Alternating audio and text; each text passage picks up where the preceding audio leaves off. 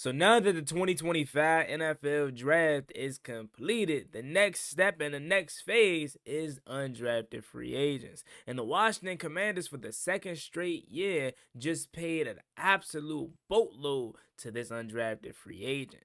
Can this undrafted free agent, who was projected to go a mid-round pick until injury, actually make the roster?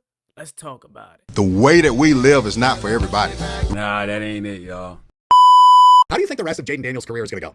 If we're, 6, 7 games into Jaden Daniels' career, and he's already milking injuries? Stop saying my name, you dick riding bastard. I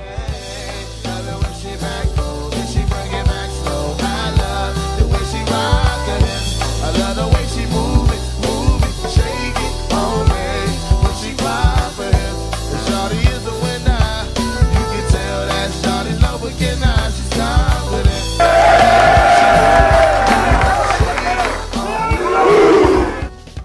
YouTube, what's going on? It's Juan Gotti here on the Washington Commanders video, and in today's video, I'm coming on here with a video where we're going to be talking about the Washington Commanders undrafted free agent class thus far and how they just paid $250,000 to this one specific offensive lineman. So without further ado, let's get straight into today's video.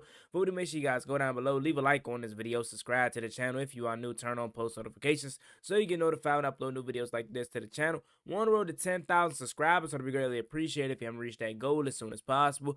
Thank you so much. Let's get straight into today's video. So how are we feeling, ladies and gentlemen? The 2025 draft class is now in the books, and for me personally, from day one, I already was happy with this draft selection because it wasn't what we expected, like what we predicted, but you understand it the more you think about it logically. Josh Connolly Jr. being the first overall pick for the Washington Commanders makes too much sense. You're protecting the biggest investment you've ever made in franchise history, while also adding more to this offensive line. Now, speaking of adding more to the offensive line, that did not stop in the draft selections, as when we took the undrafted free agent route and went to see who was available, the Washington Commanders found a gem of a guy potentially who was projected to be a mid-round pick if he did not have an injury.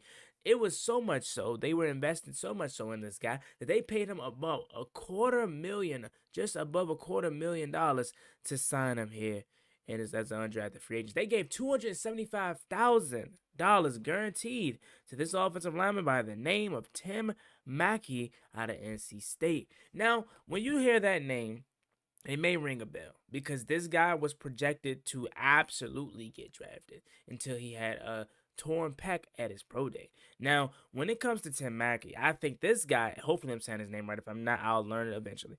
When it comes to this guy, he gives you Chidobe Awuzie vibes. Remember last season from Colorado State, we paid Chidobe Awuzie a lot of money to take him away from other teams. Chidobe Awuzie didn't pan out here. They still took a risk on a guy that they thought could potentially be something. And that's essentially what I'm saying I love that we do, especially when it comes to free agents and undrafted free agents. We take chances on guys just to see if it sticks. You think $275,000 really is going to affect the Washington Commanders, but they're going to make that back. They probably already made it back in the last day or so. You feel me? So essentially, why I love this move so much is not only was he able to be a projected, midday pick if he never got hurt, but it's continuing to bolster the offensive line. And if you guys heard Adam Peters speak after we drafted, Josh Connolly Jr., he said you can never have too many offensive linemen. I think, you can never have too many of those guys, and we have great competition up front. We have a really, really strong O-line, which I'm really proud of, really pumped up about.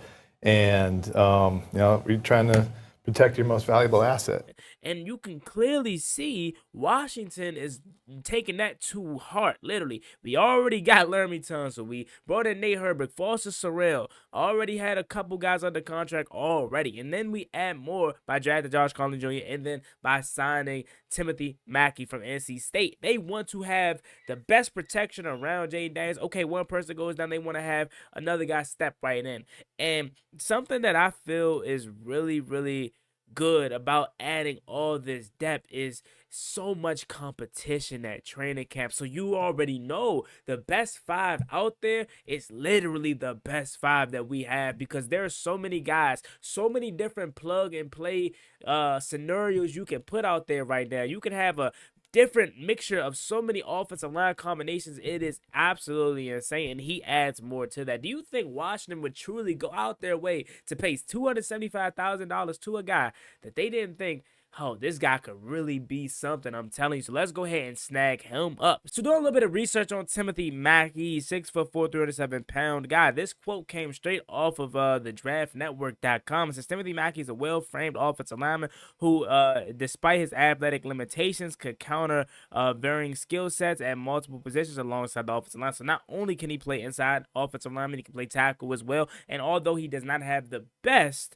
athleticism, he has another way of countering that by having the length that most offensive linemen doesn't really have. So it says he has positional versatility, as we just already mentioned. That's one of his strengths. So he can play interiorly, he can play at the tackle position. That's something that Adam Peters loves to do, right? He loves to get guys that can be versatile. You cannot not be able to play multiple positions on his offensive line if you want to play for the Washington Commanders. I mean, look at Brandon Coleman for an example, right? He started at left tackle last year, and now projectedly he's going to be the left guard or even right guard until Sam Cosmi comes back. So you got to be able to play multiple positions. And then you look at Josh Connolly Jr., who got drafted as a tackle, but AP already said he can play guard, he can play both tackle positions, and he can play center if we need him to. So positional versatility is something that is very important, and that is what Timothy Mackey can provide.